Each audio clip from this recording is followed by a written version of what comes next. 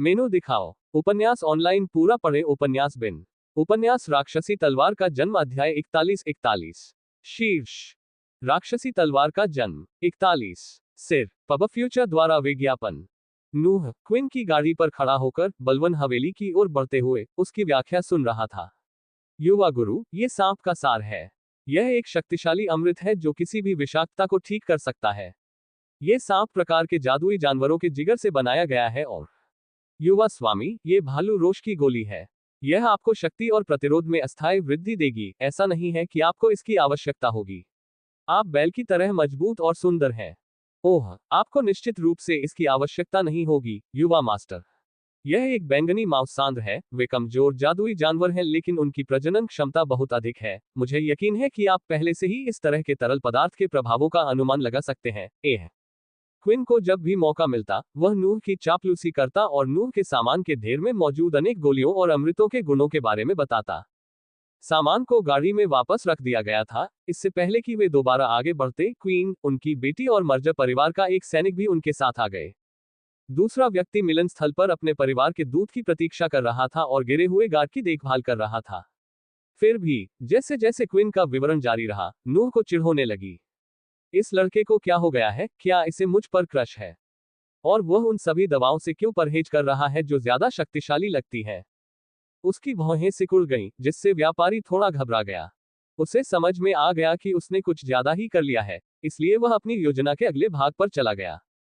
युवा स्वामी, मैं बूढ़ा हो गया हूं और पिछली सभी घटनाओं से काफी थक गया हूं। आप मेरी बेटी सोफी को स्पष्टीकरण देने की अनुमति क्यों नहीं देते? मैं आपको आश्वस्त कर सकता हूं कि मैंने उसे अपना सारा ज्ञान सिखाया है, इसलिए वह इस काम के लिए पूरी तरह से योग्य है। व्यापारी की बातें सुनकर नूह को एहसास हुआ। वह मुझे अपनी बेटी से मिलवाना चाहता है। क्या वह सोचता है कि मैं परिवार का कोई कुलीन उत्तराधिकारी हूं? सोफी एक युवा लड़की थी जो लगभग 14 वर्ष की थी। उसके लंबे भूरे बाल और हरी आंखें थीं। उसका शरीर सुडौल था, लेकिन अभी भी उसमें वयस्क महिला के समान वक्र विकसित हो रहे थे। हालांकि नूह की नजर में, जो अभी भी अपनी पिछली दुनिया की सुंदरता के मानदंडों से बंधा हुआ था, वह सिर्फ एक बच्ची थी। जब उसके पिता ने उसका जिक्र किया तो सोफी शर्मा गई और उसने एक क्षण के लिए उस युवक की ओर देखा, जिससे उसका सिर और भी अधिक शर्मा गया। नूह उसकी प्रतिक्रिया से थोड़ा चकित हुआ। क्या मैं वाकई इतनी अच्छी दिखती हूँ? वैसे मेरे चेहरे पर लिली जैसी खूबियां हैं, लेकिन मैंने कभी नहीं सोचा था कि वे ऐसी प्रतिक्रियाएं पैदा कर सकती हैं। पब फ्यूचर द्वारा विज्ञापन। नूह ने अपनी मां का सुंदर चेहरा धारण कर लिया था और उसकी आंखें और बाल भी उसी के समान थे। साथ ही उसका सुडौल शरीर, उसकी ताकत और यह संभावना कि वह एक कुलीन व्यक्ति था, कोई भी आम लड़की उसे अस्वीकार नहीं कर सकती थी। इससे पहले कि सोफी अपने पिता के छोड़े हुए काम को आगे बढ़ा पाती, नूह ने उसे रोक दिया। क्विन, मैं ये स्पष्ट करना चाहता हूं कि मैं बलवान परिवार में एक कमीना व्यक्ति हूं। वह सामान के ढेर से कुछ निकालते हुए बोलता रहा। गाड़ी में दुर्गंध फैल गई। जादुई जानवरों के शरीर के अंगों के अंदर छिपे 7 सिर दिखाई देने लगे। क्विन के चेहरे का सारा रंग उड़ गया और सोफी ये दृश्य देखकर हल्के से कांप उठी। और मैं सचमुच सोचता हूं कि अब समय आ गया है कि आप महत्वपूर्ण दवाओं के बारे में बोलना शुरू करें। गाड़ी में ठंड की लहर छा गई। जो गार्ड इसके पीछे था, उसने पूरे समय अपना सिर नीचे झुका रखा था। व्यापारी और उसकी बेटी शायद नूह की असली ताकत को नहीं समझ पाए थे, लेकिन उसके जैसे साधना पथ पर चलने वाले एक दीक्षित को पता था कि एक रक्षक को एक लात से गिराने के लिए एक वास्तविक साधक के स्तर का होना आवश्यक है। कटे हुए सिरों को देखकर क्विन को समझ में आ गया कि उसके सामने खड़े बच्चे ने न केवल लुटेरों को ढूंढ निकाला, बल्कि उन्हें मार भी डाला। और यह सब उसने अकेले ही किया। क्विन ने जल्दी से अपना सिर गाड़ी के फर्श पर मारते हुए झुक गया। मुझे बहुत खेद है, कृपया इस नीच व्यापारी को क्षमा करें। यह दृश्य देखकर नूह ने अपने कंधे उचका दिए और सामान की ओर इशारा कर दिया। जाता रहना। Dot dot dot. जब समूह बलवान हवेली के निकट पहुंचा तो नूह गाड़ी की छत पर लेटा हुआ गहरी सोच में डूबा हुआ था। इनर एनर्जी पिल निश्चित रूप से मेरी सर्वोत्तम पसंद है, लेकिन यह मर्जर परिवार की है, इसलिए मुझे नहीं पता कि वे मुझे इसे लेने देंगे या नहीं। पब फ्यूचर द्वारा विज्ञापन। जाहिर है, अधिकांश अच्छी दवाएं व्यापारी की चोरी की खेप की थीं, इसलिए वह उनके बारे में बात करने को तैयार नहीं था, कम से कम नूह की धमकी तक तो नहीं। आंतरिक ऊर्जा की गोली उन सर्वोत्तम गोलियों में से एक थी, जिनके बारे में क्विन ने बताया था। इसे गोली के रूप में श्वास को सांद्रित करके बनाया गया था और यह साधक के शरीर के लिए सर्वोत्तम पोषण में से एक था। दूसरा विकल्प अमृत के रूप में इसका बदतर संस्करण है, लेकिन मेरा मानना है कि इसका प्रभाव बहुत कम होगा। मुझे उम्मीद है कि यह 5वां चक्र पूरा करने के लिए पर्याप्त होगा।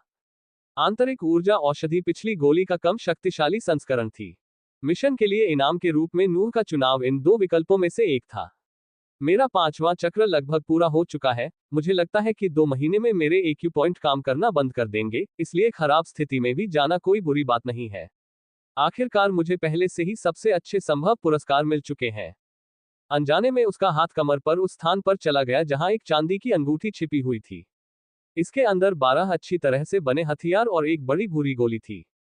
मैं पृथ्वी की गोली का परीक्षण करने के लिए डेंटियन का इंतजार नहीं कर सकता। मुझे यकीन है कि परिणाम आश्चर्यजनक होंगे।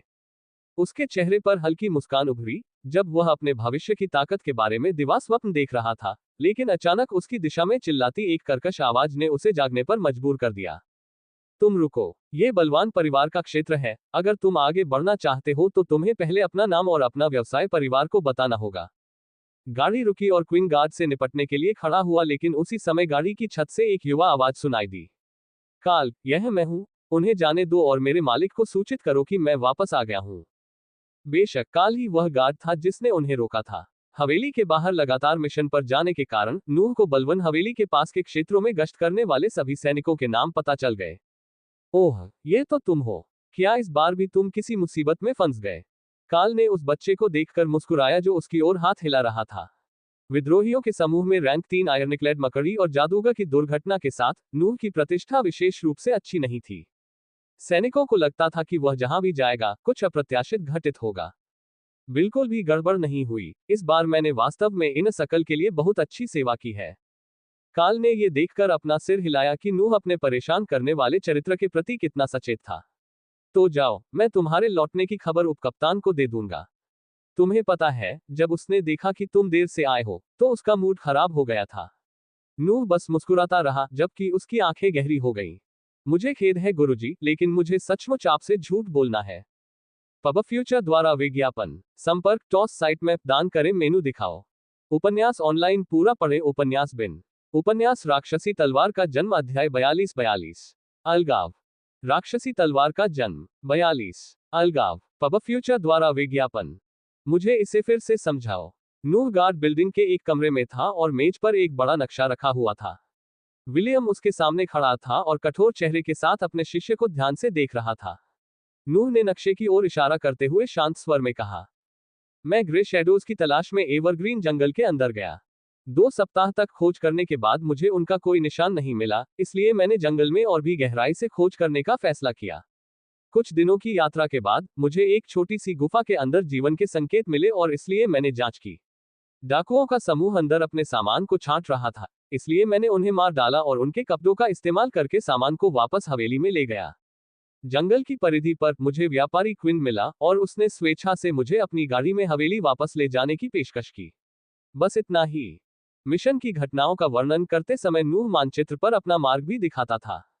विलियम ने कुछ देर तक उसे घूरकर देखा और फिर दोबारा बोला।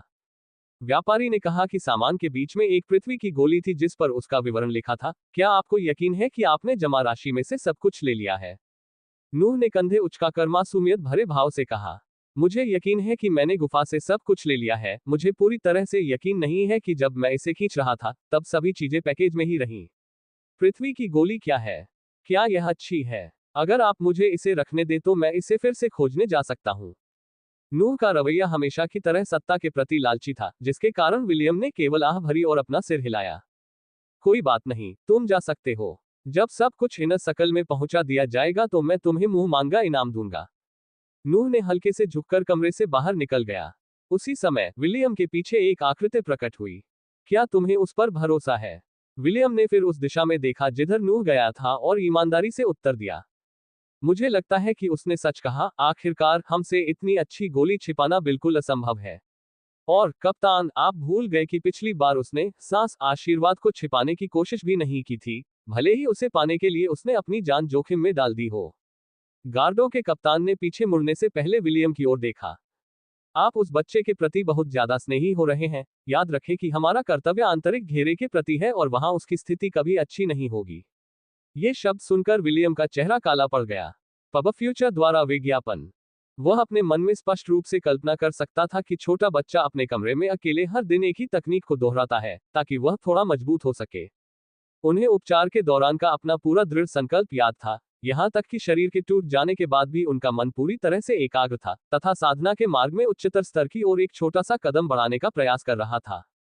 कई वर्षों में पहली बार विलियम को महसूस हुआ कि जीवन अनुचित है और उसने अपने विचार व्यक्त किए। क्या स्वर्ग और पृथ्वी सचमुच निष्पक्ष है? कप्तान ने आखिरी बार जवाब देने से पहले एक क्षण के लिए अपने कदम रोक लिए। वे हैं, मनुष्य नहीं है। फिर वह चला गया और विलियम को कमरे में उलझन भरे भाव के साथ अकेला छोड़ गया। इस बीच नूह अपनी इमारत में वापस चला गया। वह अपनी मां से मिलना चाहता था और अपनी कुशलता के बारे में उन्हें आश्वस्त करना चाहता था, फिर भी उसका कमरा बंद था और अंदर से केवल धीमी आवाजें आ रही थीं। कुछ समय हो गया था जब नूह कमरे में हो रही किसी भी बात को पूरी तरह से सुन पा रहा था, लेकिन उसने खुद को ऐसा न करने के लिए मजबूर किया क्योंकि इससे उसका मूड खराब हो जाता। वह अपने कमरे में गया और अपनी तलवार निकाली, फिर उसने अपनी सभी प्रकार की मार्शल आर्ट का अभ्यास किया जब तक कि वह शांत नहीं हो गया। फिर उन्होंने केसियर रूम को चुना और उसमें पूरी रात प्रशिक्षण शुरू किया। दोपहर के समय किसी के द्वारा उनके दरवाजे पर दस्तक दिए जाने के कारण उन्हें प्रशिक्षण रोकना पड़ा। आजकल भले ही 8 घंटे का प्रशिक्षण बहुत अधिक मानसिक ऊर्जा खर्च करता हो तथा उसे थका हुआ और नींद वाला बनाता हो, फिर भी वह खुद को बुनियादी क्रियाएं और सरल तर्क करने के लिए मजबूर कर सकता है। उसने दरवाजा खोला तो देखा कि दूसरी तरफ लिली एक छोटा सा बक्सा हाथ में लिए खड़ी थी। उसका शरीर बहुत कमजोर और पीला लग रहा था, वह थकी हुई दिख रही थी और उसके हाथ हल्के से कांप रहे थे। उसके जबड़े पर बड़ा सा खरोंच का निशान था। आपके गुरु ने आपके लिए ये भेजा है, उन्होंने कहा कि आपने परिवार के लिए अद्भुत सेवा की है। वह अपने इकलौते बेटे को देखकर गर्व से मुस्कुरा रही थी। नूह ने उसके हाथ से बक्सा ले लिया और उस स्थान को धीरे से सहलाया जहां चोट लगी थी। पब फ्यूचर द्वारा विज्ञापन। लिली ने बस अपना सिर हिलाया। कोई बात नहीं, आप चिंता मत करो। आपके पिता ये बर्दाश्त नहीं कर सकते कि आप उनके दूसरे बेटे और बेटी की तुलना में कितने अद्भुत हैं। फिर वह नूह के करीब गई और उसके चेहरे को अपने हाथों के बीच लेकर उसे गंभीरता से देखने लगी। मुझसे वादा करो कि तुम कोई लापरवाही नहीं करोगे, तुम्हें सुरक्षित रहना है। मेरी चिंता मत करो, बस अपने भविष्य पर ध्यान दो। नूह ने अपनी मां की ओर देखा और हल्की मुस्कान दिखाते हुए सिर हिलाया, लेकिन उसके मन में केवल यही विचार आ रहा था कि लिली के हाथ कितने ठंडे थे। लिली उसके उत्तर से संतुष्ट लग रही थी और जाने से पहले उसे गले लगा लिया, जबकि नूह कुछ देर तक चुपचाप खड़ा रहा, फिर उसने दरवाजा बंद किया और जमीन पर बैठ गया। दरार। नूह के दबाव से उसके हाथ का डिब्बा टूट गया और 2 बोतलें उसके पैरों पर गिर गईं। जैसा कि उम्मीद थी, ये सिर्फ आंतरिक ऊर्जा की औषधि है। इससे कोई फर्क नहीं पड़ता, ये पर्याप्त होना चाहिए। उसने सीधे बोतल खोली और उसका पूरा पानी पी गया। नूह के शरीर के अंदर से उसे शक्ति मिलने की एक अद्भुत अनुभूति हुई, लेकिन उसने इसकी परवाह नहीं की। वह पहले से ही अपने सामने केसियर रूम को देख रहा था जो अपना प्रशिक्षण जारी रखे हुए था। डॉट डॉट डॉट 1.5 महीना बीत गया और इस दौरान नूह अपने कमरे से बाहर नहीं निकला। वह केवल अपने गुरु के साथ साप्ताहिक युद्ध अभ्यास और अपनी मां के साथ दोपहर के भोजन में ही शामिल होता था। वह अब मिशनों के लिए भी बाहर नहीं जाता था। अभी वह अपने कमरे में खड़ा था, उसका चेहरा पीला पड़ गया था और उसकी आंखों के नीचे बड़ी बड़ी थैलियां थीं, फिर भी उसकी पलकें पूरी तरह खुली हुई थीं। ऐसा लग रहा था जैसे उसकी पुतलियों के अंदर कोई प्रकाश का स्रोत है और उसकी आंखें कमरे के अंधेरे में चमक रही थी। तो ऐसा ही महसूस होता है। वह अपने दाहिने हाथ में केसियर रूम को अपने चेहरे के सामने पकड़े हुए था, फिर भी उसे देखने में उसे कोई कठिनाई नहीं हो रही थी। ऐसा लग रहा था जैसे वह कोई अन्य पुस्तक पढ़ रहा हो। वह मुस्कुराया और फिर उसने रन को एक तरफ रख दिया। अगला छठा उपचार है। पब फ्यूचर द्वारा विज्ञापन। संपर्क टॉस साइट मैप दान करें मेनू दिखाओ। उपन्यास ऑनलाइन पूरा पढ़े उपन्यास बिन। उपन्यास राक्षसी तलवार का जन्म अध्याय 43-43। विस्मय। राक्षसी तलवार का जन्म 43। विस्मय। पब फ्यूचर द्वारा विज्ञापन। 1.5 महीने के एकांतवास में नूह की प्रगति बहुत अधिक हुई। पहला 5वें चक्र का समापन था। 20 एसेंस की 12 बोतलों और इनर एनर्जी पोशन की 2 बोतलों की मदद से इक्विपमेंट से 1 महीने के प्राकृतिक अवशोषण के साथ 5वां चक्र 3 महीने से भी कम समय में पूरा हो गया।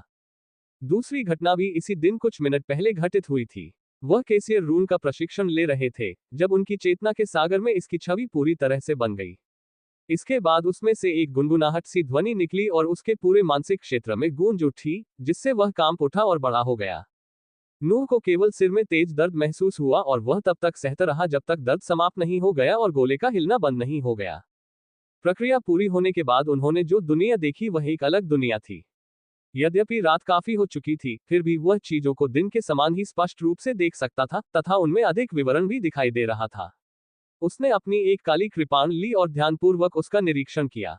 आगे बढ़ने से पहले काला ब्लेड बिल्कुल चिकना दिख रहा था, लेकिन अब नूह को उस पर कुछ छोटे छोटे निशान दिखाई दे रहे थे।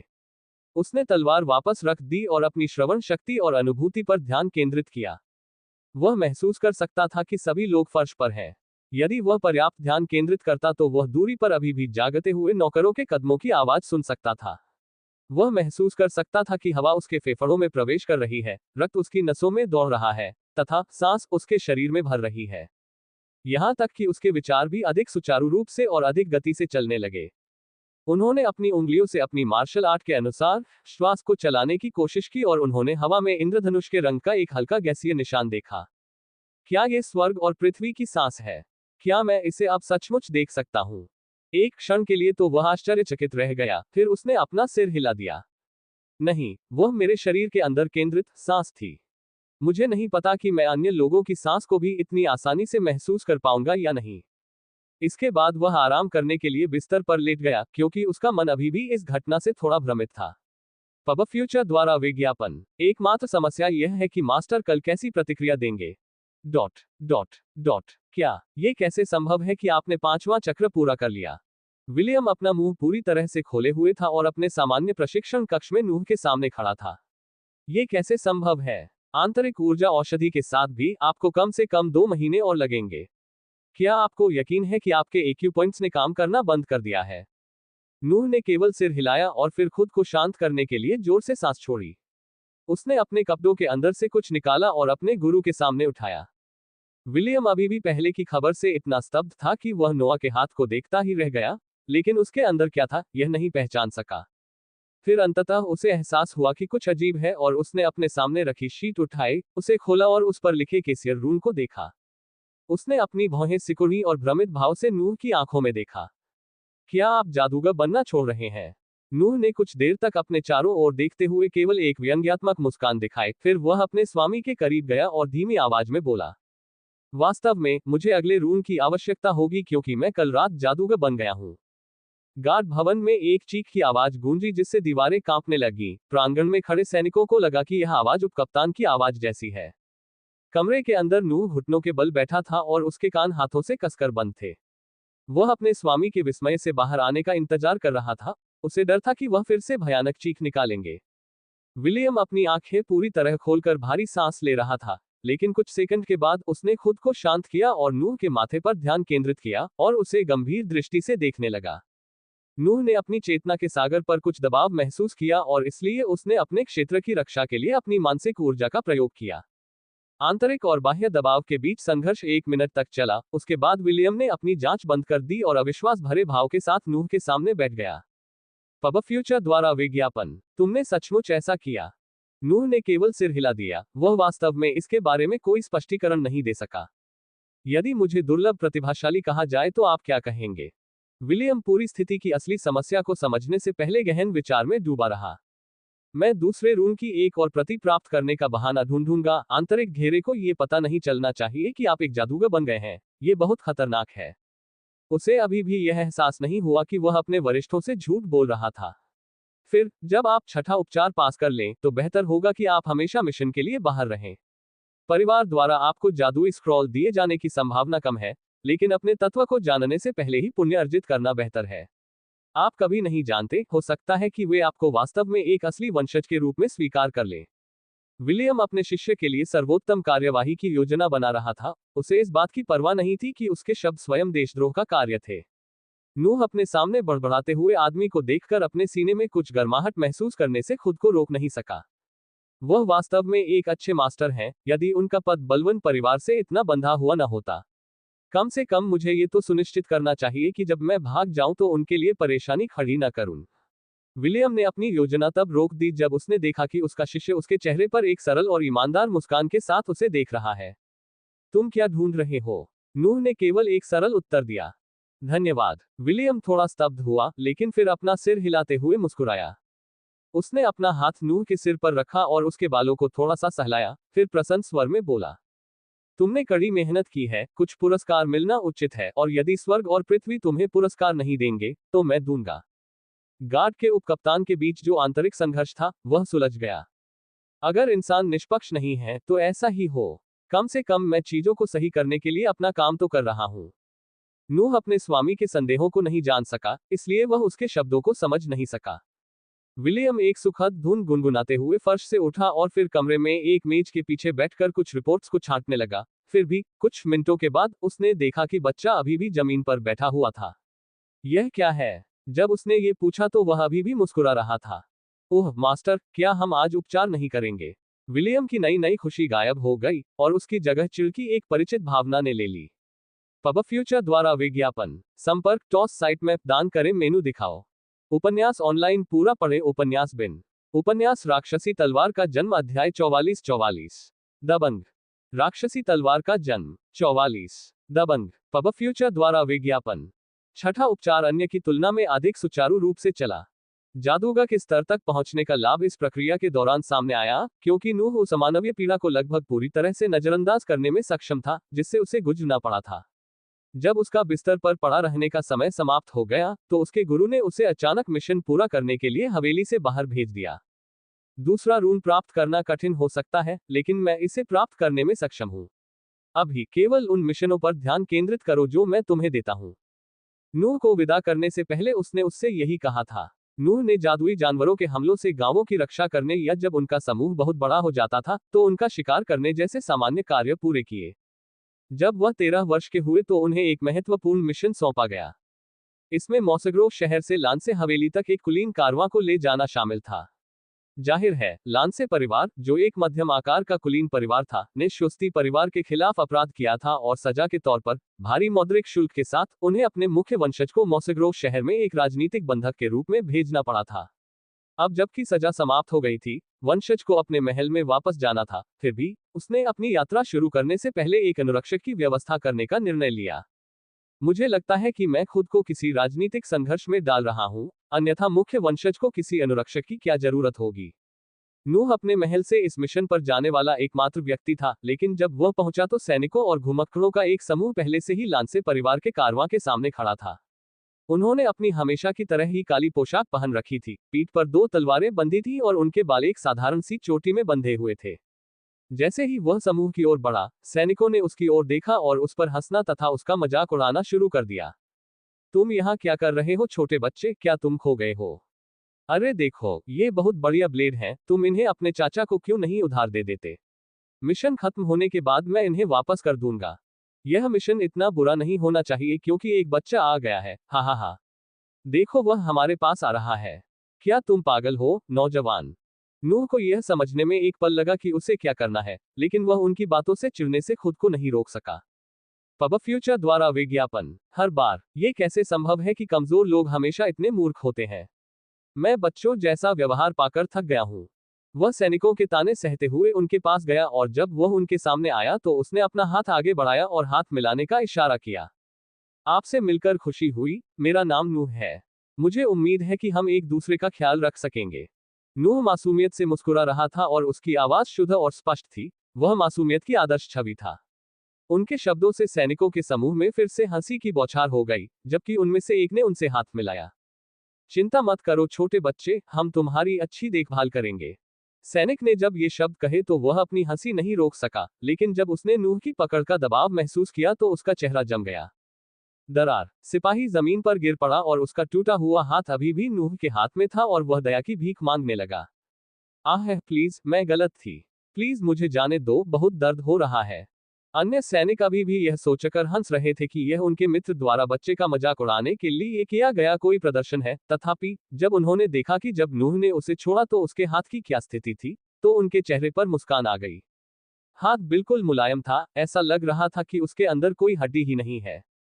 नूह ने अपनी नजर सैनिकों की ओर घुमाए और उनमें से 2 की ओर इशारा किया।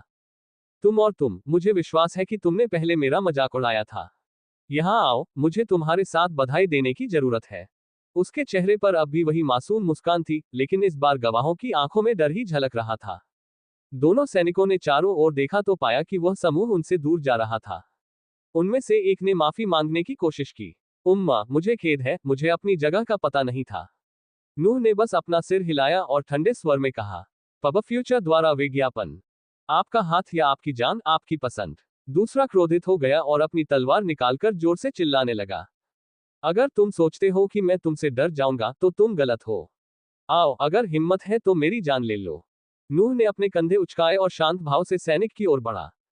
उसी समय एक हट्टा कट्टा आदमी, जिसने हरे रंग का लबादा पहना हुआ था और जिसके बाएं सीने पर एक प्रतीक चिन्ह सिल हुआ था, उनके बीच में कूद पड़ा और नूह के सामने आ गया। एस्कॉर्ट के लिए चयन शुरू करने से पहले ये सब शोर मचाना बंद करो, नहीं तो तुम्हें मेरा सामना करना पड़ेगा। तलवार हाथ में लिए सैनिक ने लेंसे परिवार के व्यक्ति को देखकर राहत महसूस की और अपनी तलवार नीचे कर ली, लेकिन फिर उसने महसूस किया कि उसकी दृष्टि घूम रही है और फिर वह अंधकार में डूब रहा है। ये आखिरी चीजें थी जो उसने देखी। नूह उसके सिरविहीन शव के पास खड़ा था और उसका हाथ शेष बचे सैनिक की ओर बढ़ा हुआ था। लांसे परिवार के व्यक्ति को उस समय ठंडा पसीना महसूस हुआ जब नूह उसकी दृष्टि से पूरी तरह से गायब हो गया और फिर उसके पीछे पुनः प्रकट हुआ। बचा हुआ सैनिक बुरी तरह डर गया, लेकिन कुछ सेकंड के बाद वह नूह के हाथ में अपना हाथ डालने में कामयाब रहा। दरार, वह जमीन पर गिर पड़ा, उसके बाएं हाथ की हड्डियां टूट गईं, लेकिन उसके मुंह से कोई आवाज नहीं निकली। वह अपने सामने खड़े राक्षसी बच्चे को क्रोधित करने से बहुत डर रहा था। सभी उपहारों को गटक गए और उन्होंने एक दूसरे से कसम खाई कि वे भविष्य में कभी भी नूह की आंखों में नहीं देखेंगे। नूह उस विशालकाय आदमी के सामने गया जो अभी भी उसी स्थान पर डरा हुआ था और मुस्कुराते हुए पूछा, मुझे खेद है, आप क्या कह रहे थे? हालांकि इससे पहले कि वह व्यक्ति जवाब दे पाता, कारवां से एक आवाज आए और लांसे परिवार के वस्त्र पहने एक अन्य व्यक्ति प्रकट हुआ। आप बलवान परिवार के दूत होंगे, विलियम इससे बेहतर शिष्य नहीं चुन सकता था। मैं केविन लैम हूँ, लैंसे परिवार के रक्षकों का मुखिया। मुझे उम्मीद है कि आप मेरे आदमी के बुरे व्यवहार के लिए मेरे बहाने को स्वीकार करेंगे। केविन सबसे ताकतवर आदमी था जिसे नूह ने कभी देखा था। वह 2 मीटर से अधिक लंबा था और उसकी भुजाएं लगभग एक आदमी की कमर जितनी बड़ी थी। नूह को अपने ऊपर खतरे का हल्का सा आभास हुआ, इसलिए उसने अपना दबंग रवैया बंद करने का निर्णय लिया। उसने हल्के से झुककर ठंडी आवाज में कहा, यदि यह मिस्टर लैम का अनुरोध है तो निश्चित रूप से मैं उन्हें स्वीकार करूंगा। पब फ्यूचर द्वारा विज्ञापन। संपर्क टॉस साइट मैप दान करें मेनू दिखाओ। उपन्यास ऑनलाइन पूरा पढ़े। उपन्यास बिन। उपन्यास राक्षसी तलवार का जन्म अध्याय 45-45। गठन। राक्षसी तलवार का जन्म। सी 45-45। गठन। पब फ्यूचर द्वारा विज्ञापन। नूह कारवां की एक गाड़ी के अंदर बैठा हुआ था। केविन ने एस्कॉर्ट ग्रुप के चयन में उसकी भागीदारी को अनावश्यक मानते हुए उसे अंदर बुलाया था। आप जानते हैं, मुझे और आपके गुरु को हमारी पीढ़ी के सर्वश्रेष्ठ योद्धा माना जाता था। हम आमतौर पर मिशनों के दौरान प्रशिक्षण के दिनों में मिलते थे क्योंकि मेरे लांसे परिवार और आपके बलवन परिवार के बीच संबंध हमेशा दोस्ताना रहे हैं। केविन नूह के सामने बैठे हुए बोल रहा था। लेकिन वह बलवान की बाहरी रिंग का उपकप्तान बन गया, जबकि मैं अपने परिवार के रक्षकों का मुखिया बन गया, इसलिए हमें लंबे समय तक मिलने का मौका नहीं मिला। वह अपने हाथ में लिए मिट्टी के घड़े से 2 प्यालों में शराब डाल रहा था, फिर उसने एक प्याला नूह को दिया। जब मैंने सुना कि उनका शिष्य इस मिशन में सहायता करने जा रहा है तो मैं तुरंत उत्सुक हो गया। मुझे कहना होगा कि आप अपने गुरु की प्रतिष्ठा पर खरे उतरते हैं। उसने अपना प्याला ऊपर उठाया और नूह ने भी अपने प्याले के साथ ऐसा ही करके उसका स्वागत किया। फिर भी वह अपनी मानसिक ऊर्जा का उपयोग उसके अंदर के तरल पदार्थ को देखने के लिए कर रहा था। लगता है शराब में कोई समस्या नहीं है। मुझे लगता है वह सच कह रहा है। मास्टर के साथ उसके संबंध बहुत अच्छे होंगे। नूह ने अब और संकोच नहीं किया और कप से एक घूंट पी लिया। उनके गले में एक परिचित जलन सी दौड़ गई, लेकिन उनके शरीर की उपचारात्मक क्षमता ने उसे शीघ्र ही दबा दिया। ओह हाँ, उच्च स्तर पर रैंक 2 के शरीर के साथ मुझे यकीन है कि नशे में आना बहुत कठिन होगा। वह छठे चक्र में प्रवेश कर चुका था, इसलिए जैसे जैसे वह प्रक्रिया के पूरा होने के करीब पहुंच रहा था, 7 नरकों के निर्माण के प्रभाव अधिक प्रमुख होते जा रहे थे। उनकी उपचार क्षमता में सुधार हुआ था। वही बात उनकी श्वास धारणा और उनकी मार्शल आर्ट निष्पादन के लिए भी लागू हुई। खैर, मैं धारणा में वृद्धि महसूस नहीं कर सका क्योंकि यह रैंक 1 जादूगर के लिए मेरी उन्नति से आगे निकल गया था, लेकिन मेरी मार्शल आर्ट एक नए स्तर पर पहुंच गई है। इसे रैंक 3 जादुई जानवर के स्तर को पूरी तरह से तोड़ देना चाहिए था। रैंक 2 शरीर प्राप्त करने के बाद से ही उनके सबसे शक्तिशाली हमले उस स्तर पर थे, लेकिन छठे चक्र के पहले से ही रैंक 3 की सीमा के करीब पहुंचने के साथ उनकी पूरी मार्शल आर्ट उस स्तर पर पहुंच गई थी। मेरी सीमा पूरी शक्ति से 30 हमलों तक होनी चाहिए और अगर मैं AQ पॉइंट्स के अवशोषण को ध्यान में रखूं तो मुझे उस संख्या को दोगुना करने में सक्षम होना चाहिए। मुझे तब तक ठीक रहना चाहिए जब तक कि मैं खुद को बहुत लंबी लड़ाई में न पालूं। डेंटियन न होने का नुकसान बहुत कम हो गया था लेकिन अभी भी मौजूद था, जिससे नूह को अभी भी एक असली साधक के साथ लड़ाई की चिंता थी। पब फ्यूचर द्वारा विज्ञापन, क्या तुम्हें शराब पसंद है? केविन की आवाज सुनकर उसे एहसास हुआ कि वह विचारों में खो गया था और उसने जल्दी से स्पष्टीकरण दिया। मुझे खेद है, मेरे मन में कुछ चल रहा था, केविन ने भ्रमित होकर कहा। आप बहुत विनम्र हैं, किसी ने भी कुछ सेकंड के मौन के लिए माफी नहीं मांगी है। नूह को आश्चर्य हुआ। ओह, कुछ सेकंड, क्या मेरी सोचने की गति इतनी तेज हो गई है? उसने अपनी उलझन भरी अभिव्यक्ति को छिपाने के लिए जल्दी से अपना कप उठाया और एक और घूंट लिया। फिर उसने कप नीचे रख दिया और केविन को कठोर भाव से देखने लगा, उसकी आंखों में थोड़ी ठंडक झलक रही थी। क्या हम असली बातचीत शुरू करें? केविन ने अपना कप खाली करते हुए शांत स्वर में उत्तर दिया। आप क्या जानना चाहते हैं? नूह का प्रश्न तुरंत आ गया। एस्कॉर्ट क्यों? प्रश्न कुछ महत्वपूर्ण बिंदु पर पहुंच गया क्योंकि केविन ने गहरी सांस ली और उसके चेहरे पर एक उदास भाव उभर आया। जैसा कि आप जानते हैं, कारवां में युवा मालिक लांसे परिवार का मुख्य वंशज है। तार्किक रूप से कहें तो उसे अपने पिता के बाद परिवार का मुखिया बनना चाहिए, लेकिन अपना भाषण पुनः शुरू करने से पहले उन्होंने शराब का एक और प्याला भरा। लेकिन वह बहुत छोटा है। उसके पिता गंभीर रूप से बीमार हैं और लंबे समय तक जीवित नहीं रहेंगे, इसलिए उसके चाचा इस यात्रा का उपयोग वारिस को मारने और परिवार पर नियंत्रण करने के अवसर के रूप में कर सकते हैं। नूह को कुछ कुछ समझ तो आया, लेकिन उसके मन में अभी भी कुछ संदेह थे। पब फ्यूचर द्वारा विज्ञापन, ये कैसे संभव है कि एक मध्यम आकार के कुलीन परिवार के मुखिया ने स्थिति को इस हद तक बढ़ने दिया? केविन ने फिर से पिया और जवाब दिया। यदि लांसे परिवार को दंड मिला तो ये कुलपति की गलती थी, इसलिए उनके भाई टोबियास लांसे ने इन घटनाओं का उपयोग आंतरिक घेरे में अन्य सैनिकों के साथ आम सहमति बनाने के लिए किया। एकमात्र दल जो कुलपति बेनेडिक्ट लांसे के प्रति वफादार रहा, वह इस मिशन में मेरे साथ है। स्थिति नूह की कल्पना से कहीं अधिक खराब थी। और वारिस को वापस लाने से क्या होगा? हवेली में आने के बाद वे उसे मार सकते हैं। केविन ने कप नीचे रखा और नोहा के पास गया। उसकी आवाज बहुत धीमी हो गई। ये गुप्त रहस्य है, इसलिए यदि मुझे कभी पता चला कि तुमने यह बात किसी को बताई है तो मैं तुम्हें मारना अपना आजीवन मिशन बना लूंगा। क्या तुम मेरी बात समझ रहे हो? केविन द्वारा एक घिनौना हत्या का इरादा जारी किया गया था। गाड़ी के बाहर चयन प्रक्रिया से गुजर रहे सैनिक और यात्री कांप उठे, क्योंकि वातावरण अविश्वसनीय रूप से कठोर हो गया था। नूह बस अपने सामने खड़े उस बड़े आदमी को देखता रहा, लेकिन उसके मन में प्रशंसा की भावना पैदा हो गई। वह युद्ध के मैदान का अनुभवी है, मैं कल्पना भी नहीं कर सकता कि उसने कितने लोगों की जान ली है। ये गतिरोध पूरे 1 मिनट तक चला, फिर नूह ने अपना मन बनाया और सिर हिलाया। केविन ने जानकारी बताने से पहले कुछ सेकंड तक उसे घूरकर देखा। लांसे का खजाना एक विशेष संरचना द्वारा संरक्षित है। मैं संरचनाओं के बारे में ज्यादा नहीं जानता, लेकिन मैं इसके पीछे के नियमों को जानता हूँ। केवल वर्तमान कुलपति या उनके वंशज ही इसे नियंत्रित कर सकते हैं और खजाने के अंदर मौजूद हर वस्तु का भाग्य निर्धारित कर सकते हैं। बेनेडिक्ट लांसे ने पहले ही संरचना का नियंत्रण अपने बेटे को दे दिया था, लेकिन उसे पहले इसे स्वीकार करना होगा। अगर वह उससे पहले मर जाता है तो संरचना का नियंत्रण सीधे उत्तराधिकार की अगली पंक्ति में चला जाएगा, यानी टोबियास लांसे। इस दुनिया में ऐसी बात है, खेती की शाखाएं वास्तव में अनेक हैं। उसे याद आया कि जब वह बच्चा था तो हवेली की दीवार से एक अजगर घायल हो गया था।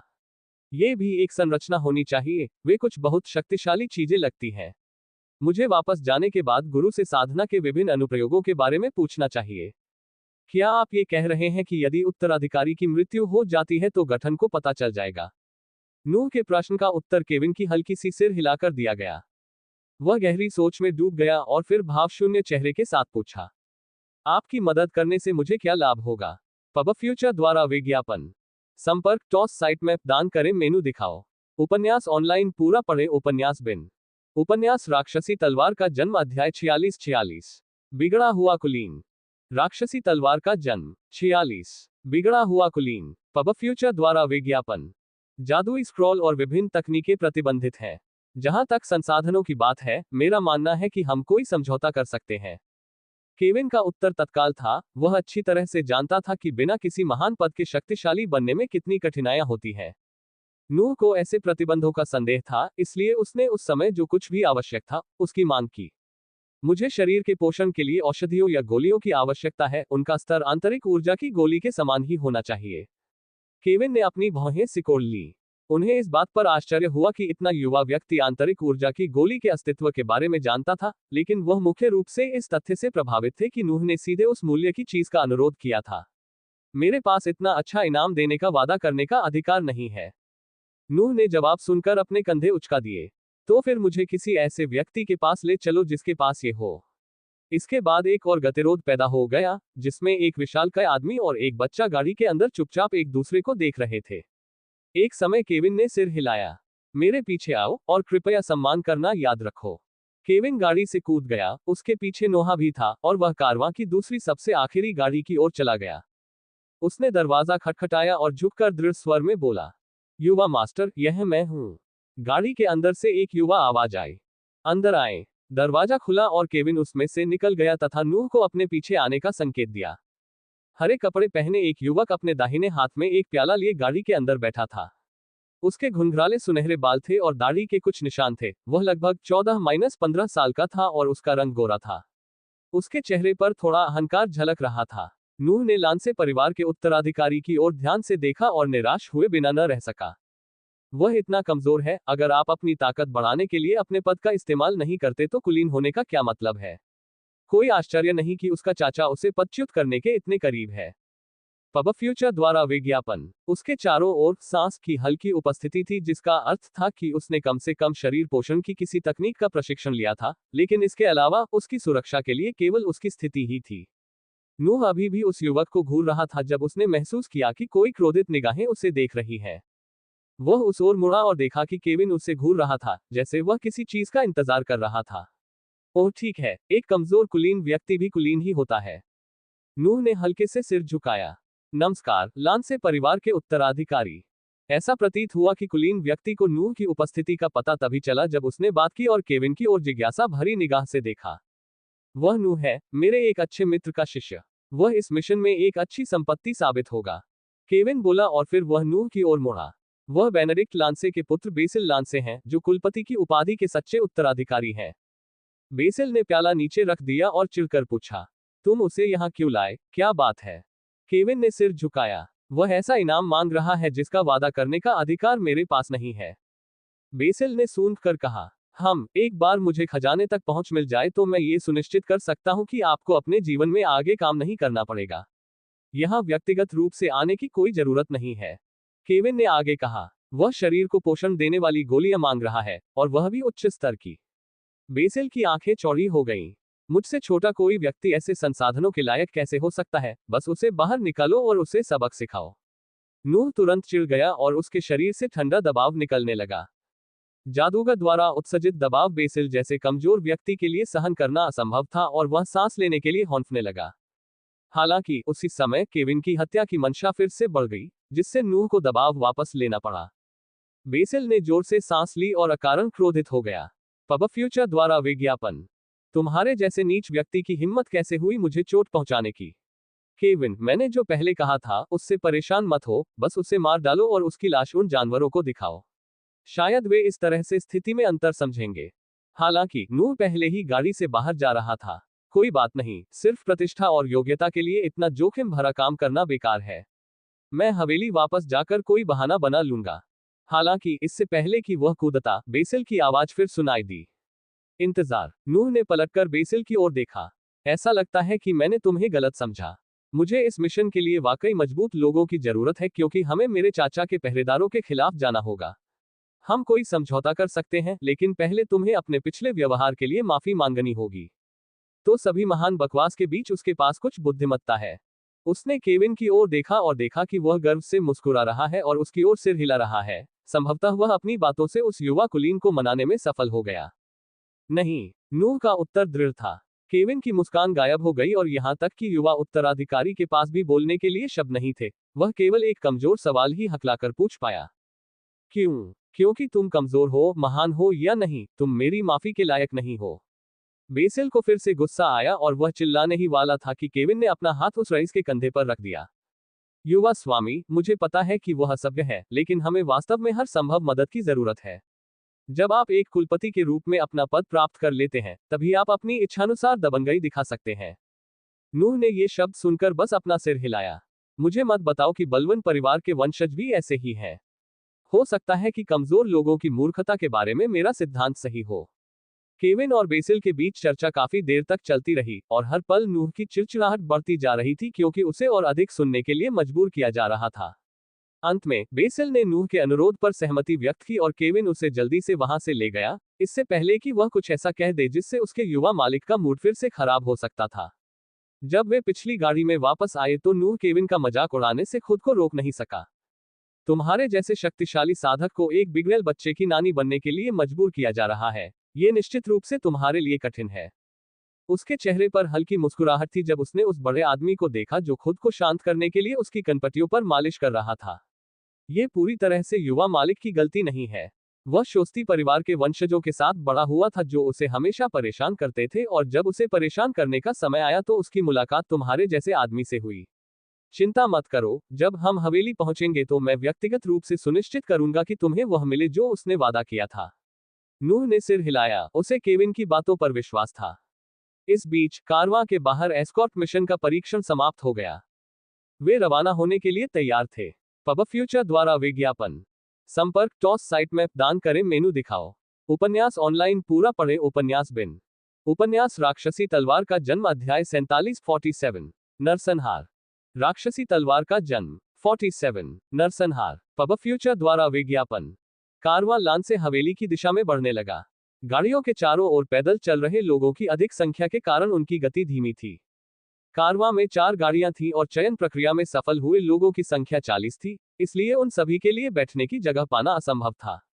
लांसे परिवार के 10 सैनिकों के साथ मिलकर उनका स्वरूप युद्ध पर जाने वाली एक छोटी सेना जैसा लग रहा था।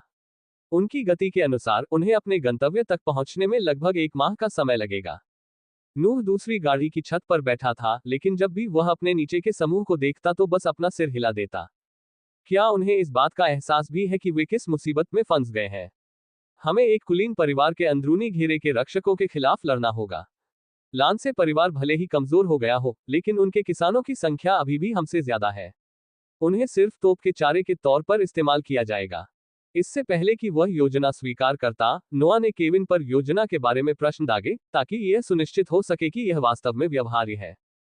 जब उन्होंने टोबियास लांसे के अधीन साधकों की संख्या के बारे में सुना, तो वे वादा किए गए पुरस्कारों की परवाह किए बिना मिशन छोड़ने वाले थे। 10 के विरुद्ध 25 साधक तथा मांस की ढालों का एक समूह, ये कार्य करना असंभव होता यदि ये तथ्य न होता कि मिशन को सफल बनाने के लिए हमें केवल बेसिल को हवेली के अंदर ले जाना है।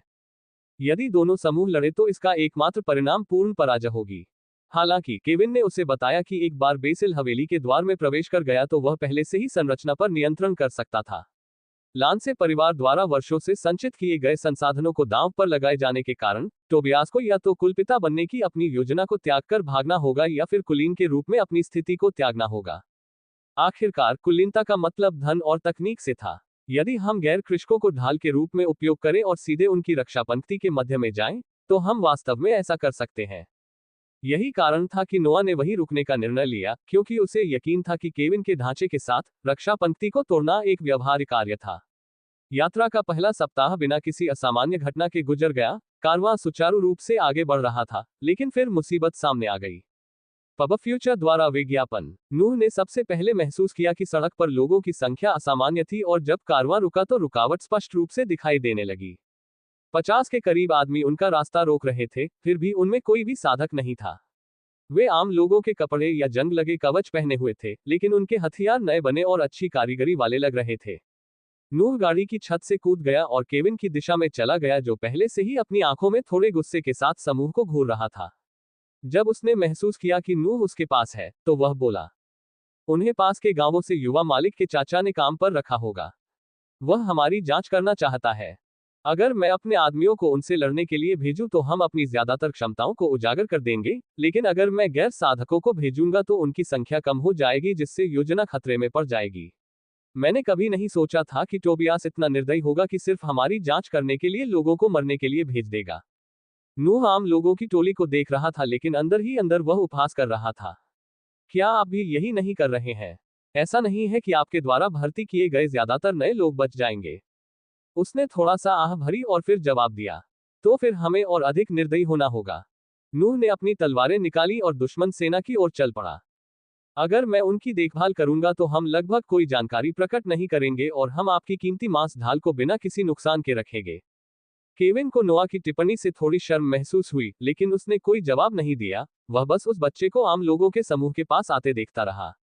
जब नूह उनसे 20 मीटर दूर था तो वह रुक गया और फिर ऊंची आवाज में बोला, जो कोई भी अभी भी जीना चाहता है उसे इस रास्ते से हट जाना चाहिए। जब मैं 3 तक गिनूंगा तो मेरे सामने जो भी हैं वे सभी मर जाएंगे। एक बच्चा 50 या उससे अधिक वयस्क लोगों को धमका रहा था। हालांकि इससे पहले कि उन्हें हंसने का कोई मौका मिलता, उन्हें एक ठंडी सी अनुभूति हुई, क्योंकि उन्होंने बच्चे की आंखों से घुटन भरी ठंडक निकलती देखी। पब फ्यूचर द्वारा विज्ञापन 1। ये सभी आम लोग उन गांवों से भर्ती किए गए थे जो लांसे परिवार की सजा से पीड़ित थे। वे अकारण गरीब थे। 2। चूंकि लांसे परिवार को शोस्ती परिवार को भारी शुल्क देना पड़ता था, इसलिए उन्होंने अपने क्षेत्र के लोगों पर करों में भारी वृद्धि कर दी, जिससे वे भूखमरी के कगार पर आ गए। 3। इस कारण कोई भी ग्रामीण उस भयानक बच्चे के सामने पीछे नहीं हटा। उन्होंने पहले ही टोबियास से भुगतान का कुछ हिस्सा ले लिया था और यदि वे जीवित बचने में सफल रहे तो ये राशि दोगुनी हो जाएगी। इसके बाद नरसंहार हुआ। कारवां के आसपास के कमजोर सैनिकों की दृष्टि से नूह बस दुश्मन की रेखाओं के बीच चल रहा था। हालांकि वह जिस किसी के भी पास से गुजरता, उसका गला कटा हुआ या छाती में छर्रे लगे हुए, वह जमीन पर गिर जाता। खून बह रहा था और जमीन पर लाल गड्ढे भर गए थे। किसी ने यह नहीं देखा कि गांव वालों के कुछ बेहतरीन हथियार जमीन पर गिरने से पहले ही गायब हो गए और नूह की कमर में समा गए। जब नूह कारवां में वापस आया तो उसके चमड़े के जूते खून से भीगे हुए थे और जहां वह चल रहा था वहां जमीन पर गहरे लाल निशान छोड़ रहे थे। उसके चेहरे पर उदासीनता का भाव था, जैसे वह अभी अभी साधारण सैर से लौटा हो। मैं जितना ज्यादा मजबूत होता जाता हूं, उतना ही कमजोर लोगों को इंसान मानना कम हो जाता है। मुझे लगता है कि सामान्य इंसानों से भावनात्मक अलगाव मेरी शक्ति बढ़ने का एक स्वाभाविक कारण है। सैनिक उसके रास्ते से हट गए और उसके लिए गाड़ी की छत पर वापस जाने का रास्ता छोड़ दिया। नूह ने लापरवाही से उस पर छलांग लगाए और गंदे जूते फेंक दिए, जिससे उसके नंगे पैर छत से हवा में लटक गए। ब्लेग बेसिल अपनी गाड़ी के बाहर जमीन पर उल्टी कर रहा था। उसने नूह की लड़ाई को गुप्त रूप से देखा था और वह अपनी उल्टी को रोक नहीं सका। केविन जल्दी से उसके पास गया और अपने सैनिकों की निराश निगाहों के बीच उसे वापस गाड़ी में ले आया। वे मन ही मन इस युवा कुलीन की तुलना गाड़ी के ऊपर बैठे निर्दयी बालक से कर रहे थे, तथा लांसे परिवार के भविष्य के बारे में चिंता में अपना सिर हिलाने से खुद को रोक नहीं पा रहे थे। पब फ्यूचर द्वारा विज्ञापन। संपर्क टॉस साइट मैप दान करें मेनू दिखाओ। उपन्यास ऑनलाइन पूरा पढ़े उपन्यास बिन। उपन्यास राक्षसी तलवार का जन्म अध्याय 48 आत्मनिरीक्षण। राक्षसी तलवार का जन्म 48 आत्मनिरीक्षण। पब फ्यूचर द्वारा विज्ञापन। लांसे हवेली के अंदर एक तहखाने में घुंघराले सुनहरे बालों वाला 50 वर्ष का एक व्यक्ति कुछ मोहरों वाला एक नक्शा देख रहा था। कुछ समय बाद एक सैनिक उसके पीछे आया और फर्श पर घुटनों के बल बैठ गया। लॉर्ड टोबियास बेसिल के अनुरक्षण में शामिल जासूसों ने रिपोर्ट भेजी है। केविन के किसी भी आदमी ने लड़ाई में भाग नहीं लिया, केवल एक बच्चा लड़ने गया और सभी किसानों को मार डाला। अब वे हमारी दिशा की ओर अपनी यात्रा फिर से शुरू कर चुके हैं। टोबियास ने सैनिक की ओर देखे बिना ही सिर हिला दिया और नक्शे पर एक मोहरा आगे बढ़ा दिया। क्या तुम्हें वह गाड़ी मिल गई जिसमें बेसिल रह रहा है? हाँ, जासूसों ने बताया कि वह युद्ध की कठोरता से राहत पाने के लिए अपनी गाड़ी से बाहर निकला था। टोबियास ने अपना सिर हिलाया। वह बच्चा बहुत कमजोर है, कुलपिता का वंश बहुत कमजोर हो गया है। कोई आश्चर्य नहीं कि हम इस स्थिति में हैं। उसने आह भरी और फिर नक्शे की ओर इशारा किया।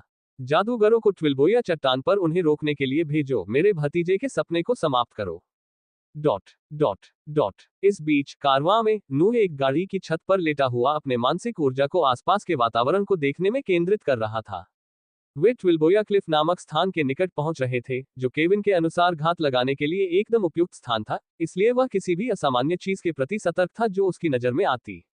मॉसेग्रोव शहर के दृष्टिकोण से लांसे हवेली बलवान हवेली के विपरीत दिशा में थी, इसलिए नूह को इस क्षेत्र के पर्यावरण के बारे में ज्यादा जानकारी नहीं थी। एक समय उसे ऐसा महसूस हुआ कि कोई उसके करीब आ रहा है। वह उस दिशा में देखने के लिए मुड़ा और देखा कि बेसिल अनाड़ीपन से गाड़ी के शीर्ष पर चढ़ने की कोशिश कर रहा था, जहां वह था। नूह ने धैर्यपूर्वक उस महानुभाव के सफल होने की प्रतीक्षा की और जब उसने उसे अपने बगल में बैठे देखा तो वह थोड़ा मुस्कुराया। पब फ्यूचर द्वारा विज्ञापन। क्या मैं आपकी कुछ मदद कर सकता हूं, मिस्टर वारिस? बेसिल ने सिर हिलाकर उत्तर दिया। मैं चाहता हूं कि आप मेरे कुछ सवालों का जवाब दें। नूह को थोड़ी दिलचस्पी हुई। आगे बढ़ो, वैसे भी मेरे पास करने को ज्यादा कुछ नहीं है। उन्हें अभी तक दूसरा कैसियर रून प्राप्त नहीं हुआ था, इसलिए उनका प्रशिक्षण कुछ समय के लिए रुक गया था। तुमने उन लोगों को कैसे मारा? नूह क्षण भर के लिए असमंजस में पड़ गया और प्रश्नवाचक दृष्टि से अपनी पीठ पर लगी तलवारों की ओर इशारा किया। नहीं, मेरा मतलब है, आप ऐसा इतने स्वाभाविक तरीके से कैसे कर सकते हैं? बेसिल ने अपनी गलती सुधारी और अंततः नूह को उसके शब्दों का अर्थ समझ में आ गया। ओह, मुझे विश्वास है कि आपको अपना पेट भरने के लिए जानवरों को मारने में बुरा नहीं लगेगा।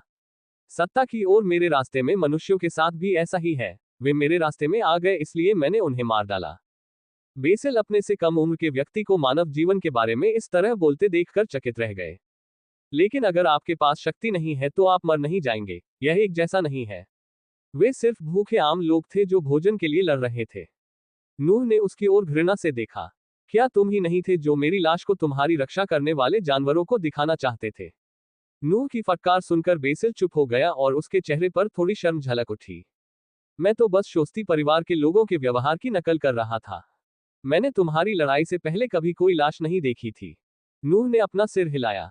आखिरकार वह अभी भी बच्चा है। मैं अजीब हूं क्योंकि मेरी शक्ल सूरत मेरी असली उम्र नहीं दर्शाती।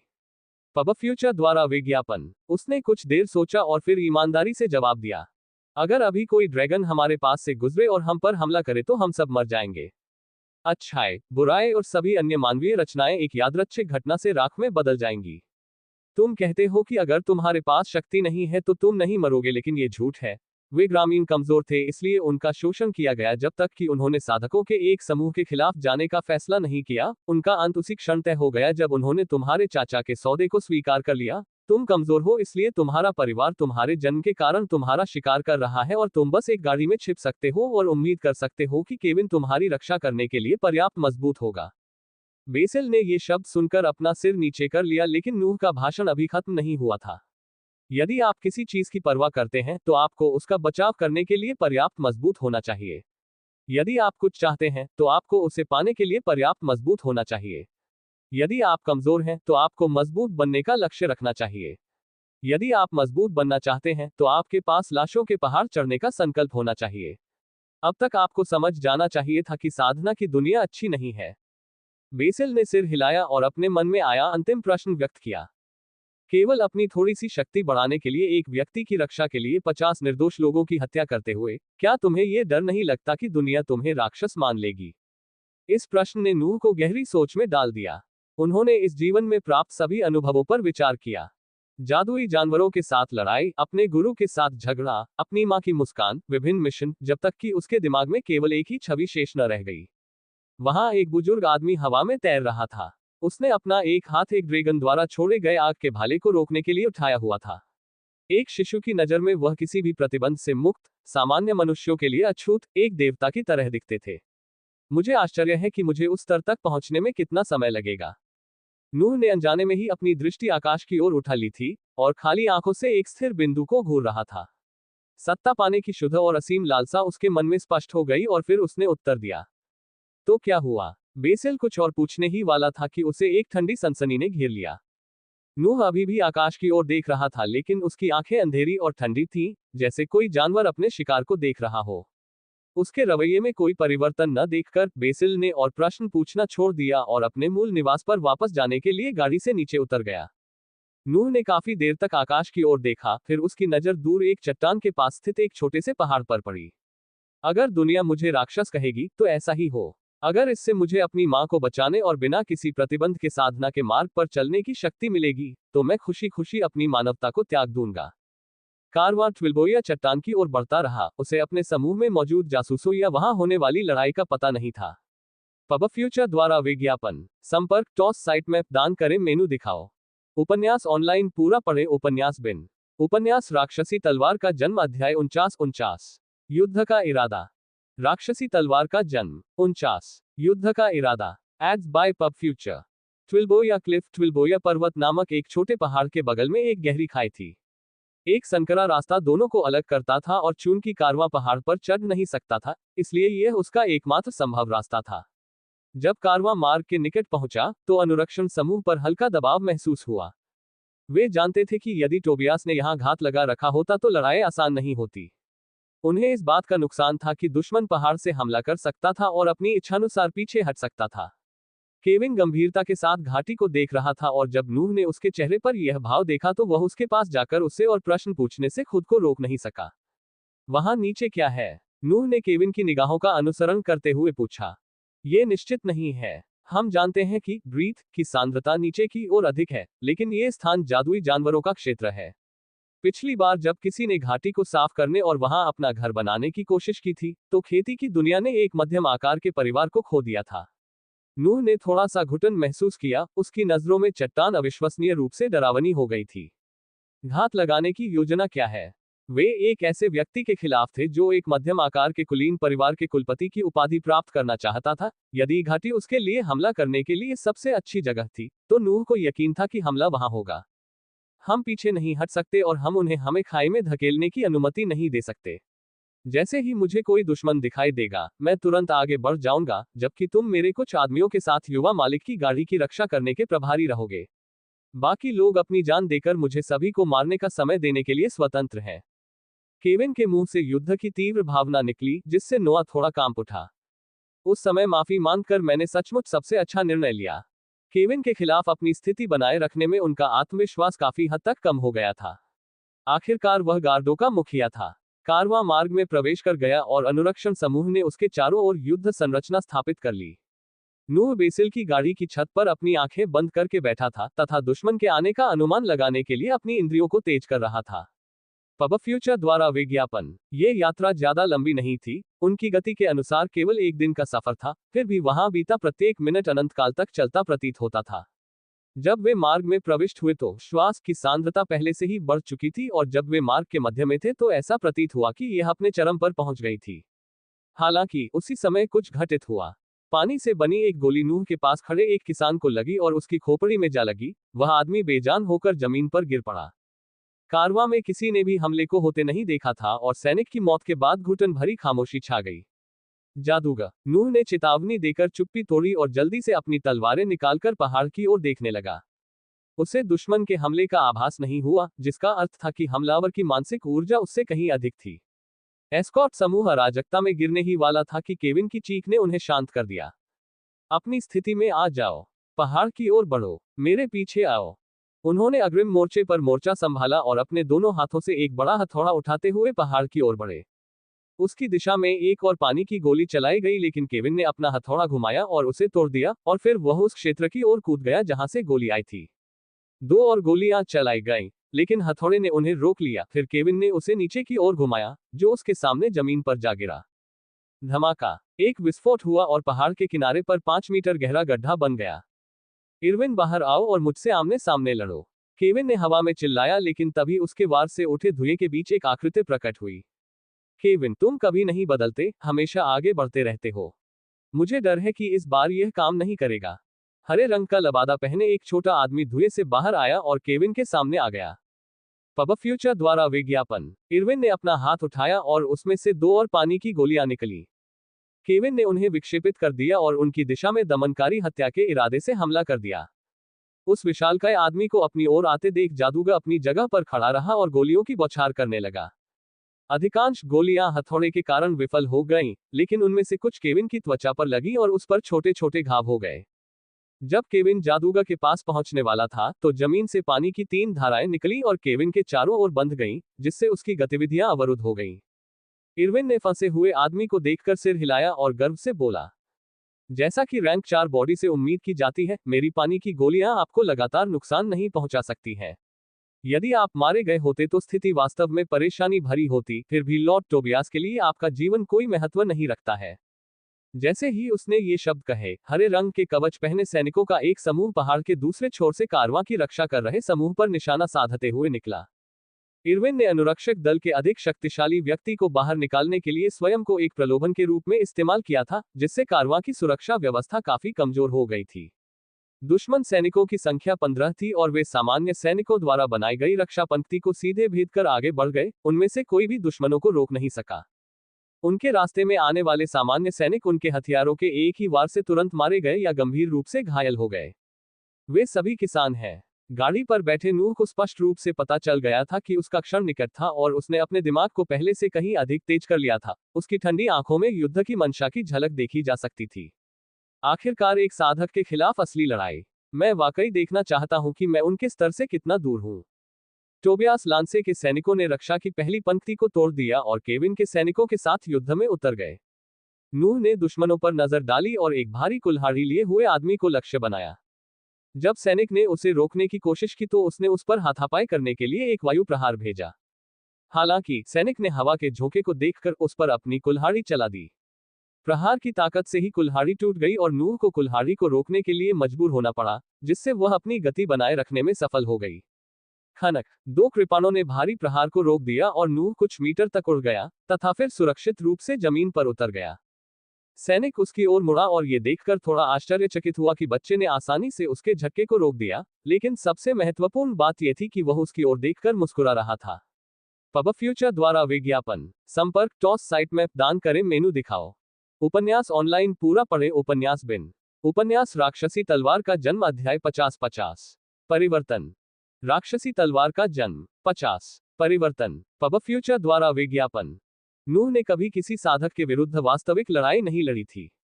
विलियम के साथ उसकी लड़ाई केवल मामूली थी और ऑर्सन के समूह के खिलाफ वह केवल सहायक भूमिका निभा रहा था। हालांकि उस समय वह अकेले एक असली साधक का सामना कर रहा था और इससे वह बहुत उत्साहित महसूस कर रहा था। आखिरकार कोई ऐसा व्यक्ति जो एक ही वार में नहीं मरेगा। लांसे परिवार का सैनिक पहले तो नोआ की मुस्कुराहट देखकर दंग रह गया, लेकिन फिर उसने अपना ध्यान पुनः युद्ध पर केंद्रित किया और अपनी कुल्हाड़ी उठाकर आगे बढ़ गया। नूह ने अपनी मुस्कुराहट पर ध्यान नहीं दिया, उसका सारा ध्यान उस कुल्हाड़ी पर था जो उसकी ओर आ रही थी। जब कुल्हाड़ी उसके सिर से कुछ सेंटीमीटर दूर थी तो नूह ने अचानक अपनी बाईं ओर से छलांग लगाए और अपनी तलवारें सैनिक के सिर पर निशाना साधा। सिपाही धातु के हैंडल के पीछे छिप गया और वार को रोक दिया, फिर भी उसके गाल पर कट लग गया। हैंडल वार को पूरी तरह से रोक नहीं सका। वह कुछ कदम पीछे हट गया और अपनी मुद्रा में आ गया, धीरे धीरे अपनी ओर बढ़ते मुस्कुराते बच्चे से सावधान। वे एक ही समय में एक दूसरे पर कूद पड़े और फिर अलग होने से पहले एक दूसरे पर कुछ वार किए। इस बार सिपाही के दाहिने पैर पर 2-4 हल्के घाव दिखाई दिए। नूह ने अपना लक्ष्य बेतरतीब ढंग से नहीं चुना, बल्कि उसने उस लक्ष्य को चुना जो 2 अलग अलग दिशाओं से आने वाले उसके तेज हमलों से अधिक पीड़ित होगा। साधक के हाथ में जो बड़ी कुल्हाड़ी थी, वह नूह की 2 कृपाणों को रोकने के लिए उपयुक्त नहीं थी, तथा उसकी विक्षेपण क्षमता और रैंक 2 के शिखर पर पहुंच चुके शरीर के कारण केवल ताकत के बल पर उसकी सुरक्षा को तोड़ना लगभग असंभव था। नूह को समझ में आ गया कि जब तक वह कोई गलती नहीं करता, तब तक वह सैनिक को सीधे तौर पर नहीं मार सकता, और सैनिक के भी वही विचार थे, इसलिए वे फिर से एक दूसरे पर टूट पड़े और इस प्रतीक्षा में थे कि उनमें से कोई गलती करे।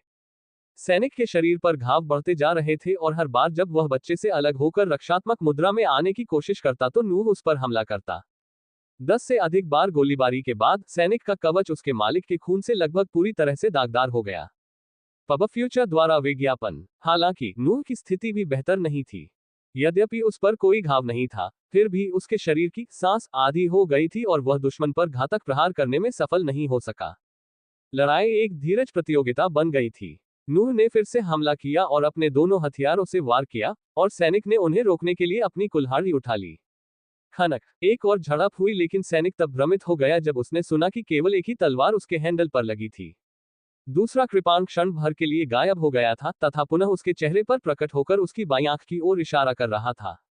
वह जल्दी से झुक गया, लेकिन आश्चर्य के उस क्षण तक नूह ने पहले ही अपने दूसरे ब्लेड से उसकी छाती पर वार कर दिया था।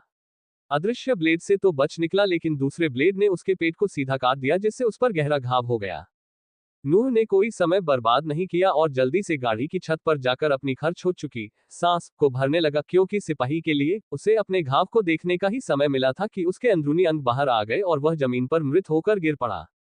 जैसा कि अपेक्षित था, सांप कलाई वाला रूप लगातार साधकों पर प्रहार करने के लिए बहुत कमजोर है। कम से कम इसने मुझे लड़ाई को जल्दी समाप्त करने का मौका दिया। उसने जो तकनीक अपनाई थी, वह पहली तकनीक थी जो उसने 5 साल पहले सुरक्षाकर्मियों को ठगने से सीखी थी। उन्होंने इसका प्रयोग कभी नहीं किया था, क्योंकि इसके बाद उन्हें जो तकनीकें प्राप्त हुई, वे रैंक 2 मार्शल आर्ट के अपूर्ण रूप से भी अधिक शक्तिशाली थीं। फिर भी इसका अर्थ यह नहीं था कि वे इसे भूल गए थे। ये देखते हुए कि यह लड़ाई कई अन्य झड़पों तक जारी रह सकती थी, नूह ने सर्प कलाई तकनीक का प्रयोग करके छल करने का प्रयास किया, और भले ही इससे सैनिक को मूर्ख नहीं बनाया जा सका, लेकिन यह उसके बचाव में निर्णायक दोष उत्पन्न करने के लिए पर्याप्त था। कम से कम अब मुझे पता है कि एक साधक की तुलना में मैं कहाँ खड़ा हूँ। मेरी तकनीकें और उनका निष्पादन औसत से ऊपर है, लेकिन डेंटियन न होने की खामियां बहुत गंभीर है। उन्होंने समझ लिया था कि वे इस स्तर पर लंबी लड़ाई नहीं लड़ सकते, इसलिए उन्होंने आराम करने और स्थिति का विश्लेषण करने का निर्णय लिया ताकि पता चल सके कि उनकी मदद से कहां सबसे अच्छे परिणाम प्राप्त होंगे। पब फ्यूचर द्वारा विज्ञापन। इस बीच पहाड़ी रास्ते पर केविन अभी भी जादूगर के जल जादू से स्थिर था, लेकिन वह काफी हद तक सुरक्षित था क्योंकि इरविन पर उसके साथ आए गैर साधकों की भीड़ ने हमला कर दिया था। फिर भी ये स्थिति अधिक समय तक नहीं चल सकी क्योंकि इरविन ने अपनी पीठ से एक कोड़ा निकाला और उस सामान्य सैनिक को बेतरतीब ढंग से मार डाला जो उस पर हमला कर रहा था। केविन को अपने सामने हो रही लड़ाई और कारवां पर हमला कर रहे किसानों को देखकर बेचैनी महसूस हुई, इसलिए उसने अपने छिपे हुए इक्के का इस्तेमाल करने का फैसला किया। उसकी त्वचा का रंग पीला भूरा हो गया, मांसपेशियां फूल गईं, उसकी लंबाई भी बढ़ गई। उसके मुंह से दहाड़ निकली और उसने पानी के बंधन से मुक्त होने के लिए अपनी पूरी ताकत लगा दी। उसके पैरों के नीचे की जमीन फट गई और उसके शरीर को पकड़े रखने वाली डोरियां खींच गईं, जब तक कि वे केविन की राक्षसी ताकत को सहन नहीं कर सकी और टूट गईं। केविन अंततः आजाद हो गया। जब वह रस्सी से मुक्त हो गया तो उसका शरीर बढ़ता रहा और उसकी लंबाई 3 मीटर हो गई। उसके आसपास खड़े सैनिकों के होश उड़ गए जब उन्होंने उसका वह रूप देखा जो उसने धारण किया था, यहां तक कि भूरे रंग के उस विशालकाय व्यक्ति को देखकर इरविन के चेहरे पर भी गंभीरता आ गई। आपने अंततः अपनी शारीरिक तकनीक की क्षमता में महारत हासिल कर ली है। केविन ने इरविन की बातों का कोई जवाब नहीं दिया और एक हाथ में बड़ा हथौड़ा लेकर धीरे धीरे उसकी ओर चला गया। जादूगर ने 2 पानी की गोलियां चलाईं, लेकिन जब वे भूरे रंग की त्वचा पर लगी तो उस पर केवल कुछ छोटे सफेद निशान ही रह गए। ये देखकर कि उसके जादू का उस पर कोई प्रभाव नहीं पड़ा, इरविन ने फिर से 3 पानी के तारों को बुलाया जो एक साथ मिलकर एक नीला अर्ध पारदर्शी कोड़ा बन गए जिसे उसने अपने बाएं हाथ में पकड़ लिया। अपने दाहिने हाथ में दूसरा चाबुक लेकर वह सीधे केविन पर टूट पड़ा। इरविन ने सामान्य चाबुक से हमला किया, लेकिन केविन ने आसानी से अपना हाथ उठाकर उसे रोक दिया। हालांकि जादूगर ने कोड़ा अपनी बांह पर लपेट लिया था और वह दूसरे कोड़े से हमला करने ही वाला था कि केविन ने उसे पकड़ लिया और जोर से खींच लिया। इरविन तुरंत केविन की दिशा में उड़ गया और हथौड़े से टकराने ही वाला था कि पानी का कोड़ा एक ढाल में बदल गया और आने वाले प्रहार को रोक दिया। जल ढाल इस जबरदस्त प्रहार के बावजूद बरकरार रही, लेकिन इरविन को अभी भी चोट लगी और वह 10 मीटर से अधिक दूरी पर जा गिरा। किसी ने भी यह नहीं देखा कि केविन के कंधे पर एक छोटी सी दरार आ गई थी। पब फ्यूचर द्वारा विज्ञापन। संपर्क टॉस साइट मैप दान करें।